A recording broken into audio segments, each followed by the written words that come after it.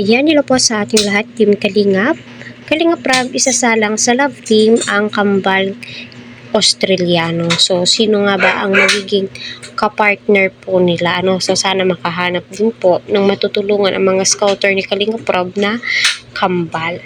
So, approve nga ba? So, question mark po yan ha. Tinitimbang po yan. Marami nga po ang gumawa ng reaction patungkol po dito. So, pag-uusapan din po natin at i-comment nyo po yung saloobin nyo patungkol dyan sa ating munting topic.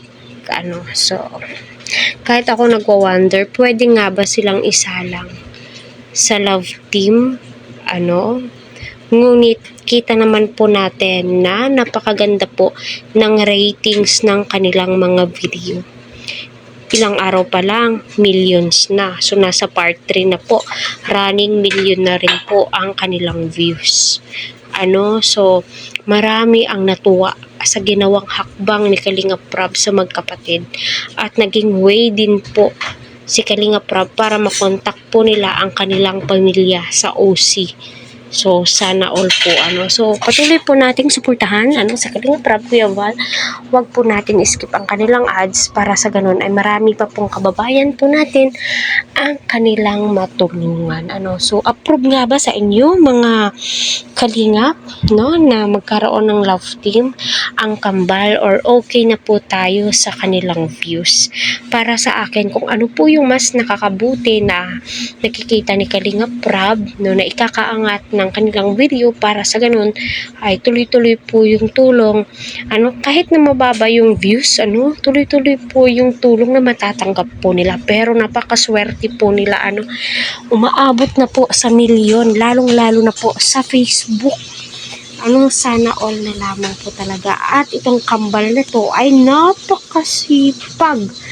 Same as Dara. So, si Dara sana yung i-partner sa isa, pero alam naman po natin lahat na may partner na po itong si Dara. So, looking forward kung ano yung mga gagawin ng Team Kalingap sa buhay po nila kasi nga hinahanap po nila yung tatay daw nila. So, nakakatuwa na may alam naman po nating lahat na si Kuya Val ay may tinutulungan din pong Amerikano. Si Kalingap Rab ay nakahanap po siya ng dalawang OC na ni-refer po sa kanya ng isang pastor. So, suportahan po natin si pastor. Ay, naku, nakakatuwa yung mga ganito na mapapanood mo. Wow, hindi lang pala Pilipino yung pwedeng tulungan ni Kalingap Rab. At nakakatuwa po sila kasi nanggagamas po sila, nagtatanim po sila, may mga manok po sila. Wow, sana all masipag. So, alam naman po natin yung mga kano, hindi po yan sila sanay sa mga ganyang gawain, farming. May ilan, pero yung sabihin mo, yung ginagawa ng kambal, my God, hindi po biro at parang ma-overwhelm ka na hindi mo, ma-amaze ka sa kanilang dalawa sa totoo lang. Matutuwa ka sa kanila habang mapapanood mo. Kita naman po natin, napakarumi po nila yung mga mukha po nila kasi iniisip nila mag-hard labor po sila para sa kanila din.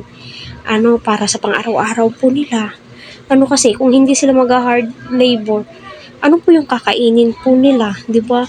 At may mga manok po sila, kita po natin na malinis po yung kapaligiran po nila, which is si Kalingap Rab ay tuwang-tuwa sa magkapatid.